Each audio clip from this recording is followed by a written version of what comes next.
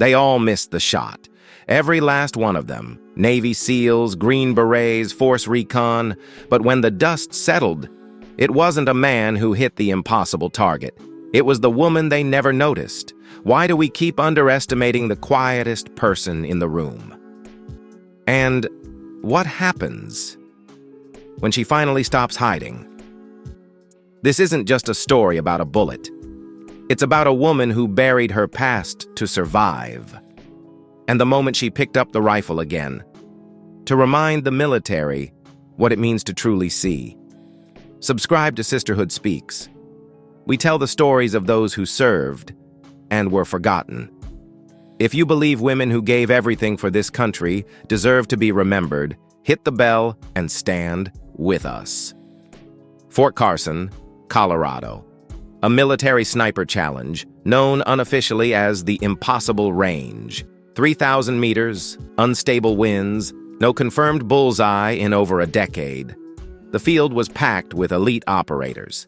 But no one noticed the woman organizing the ammo crates. Her name tag read, Logistics, a Voss. Quiet, late 30s, average height, invisible to the room. She watched every shot, listened to every excuse, and said nothing. Until one sound changed everything. A single shot, dead center. No one saw her fire. No one believed it was her, until the colonel checked her ID. Captain Adira Voss, former Ghost program, long-range kill record holder. You could hear a pin drop. Voss hadn't fired a weapon in years. A mission in Syria had gone wrong. 2 unintended casualties. She requested reassignment. "Put me behind a desk," she said. "I'm done being a weapon." They gave her logistics, and she disappeared. Until today. Now the Army wanted her back, not in combat. As a teacher, she said no. "I don't take lives anymore," she told them, "but maybe I can teach others not to waste theirs." The following week, she met her first class. No slides, no speeches, just dirt, wind, and silence. "You don't shoot with your eyes," she told them. "You shoot with your awareness." They laughed, until their shots improved. One woman recruit, barely 24, struggled with recoil. Too small, the men said. Voss disagreed. "Precision isn't size, it's attention." 3 weeks later, that recruit outshot half the class. 6 months passed. Accuracy scores rose. Deployment survival rates improved. Voss began to forgive herself, but not everyone welcomed the change. A senior instructor, Lieutenant Callahan, challenged Voss during a closed briefing. He questioned her methods, accused her of mystifying combat with philosophy. So Voss invited him to the range. 2 identical rifles, same wind, same target. She let him shoot first, missed by nearly 2 meters. Then, with no calculations, no scope adjustments, she hit the bullseye. Callahan never questioned her again. Not long after, a letter arrived. Classified seal, Langley. They wanted Voss for a consultation. Just a briefing, they said. She almost didn't go. But the recruit she'd mentored, Lyra, urged her. "People like you don't just teach, you change outcomes." At the briefing, they revealed intelligence from Kazakhstan. An unknown sniper had replicated her technique. Harmonics, microclimate tracking, pattern prediction. A ghost, just like her, but working for the wrong side. She wasn't being asked to fight again, not yet. But they needed her knowledge, her instinct, her ability to see beyond physics. She returned to Fort Carson that night, her mind buzzing. What she'd created, the methodology, the precision, it was no longer just hers. Others were adapting it, weaponizing it. The war had shifted, and maybe her role had too. So she did something she hadn't done in years. She unlocked the wooden box beside her bunk. Inside was the last bullet she'd ever intended to fire. She looked at it for a long time, not with guilt, not with pride, just clarity. And then she locked it away again. Because the next shot, wouldn't be hers. It would belong to someone she trained.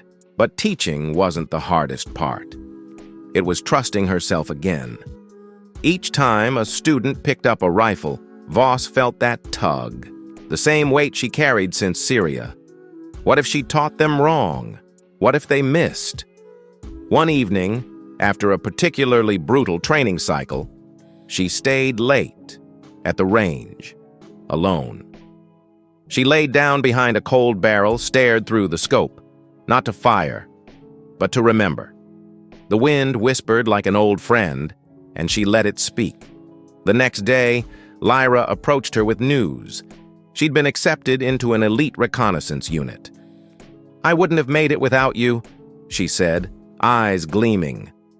Voss only smiled, but later, in the privacy of her quarters, she allowed herself a single tear. Not out of pride, but because someone would carry the mission forward, and this time, it wasn't a ghost. It was a girl who had been seen. Soon after, Voss received an internal memo. Congressional oversight was reviewing old covert operations. The Ghost Program files were being reopened, and with them, every name tied to it. She knew her missions might become public. The shots, the losses, the mistake in Syria. She braced herself until she read the last line.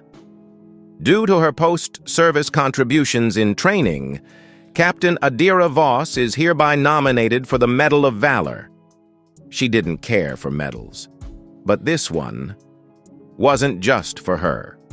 It was for every woman whose name never made the headline, for every soldier buried under someone else's glory. Voss returned to the field that night. She stood at the 3,000-meter mark, not to shoot, but to leave behind the guilt. She whispered something into the wind. No one heard it, except maybe the ghosts. And as dawn broke over Fort Carson, a new class of snipers gathered at the line. Some were fresh recruits. Some had scars. All of them stood a little straighter when she passed. They didn't see a logistics officer. They saw a legend. But she never called herself that. She simply nodded and said, "Let's begin." There are women in uniform whose names you'll never hear, not because they failed, but because they were erased. Captain Voss didn't just teach men how to shoot. She taught them how to see. If you believe stories like hers matter, hit subscribe and turn on notifications. At Sisterhood Speaks, we honor the women who served in silence. Now it's time they're finally heard.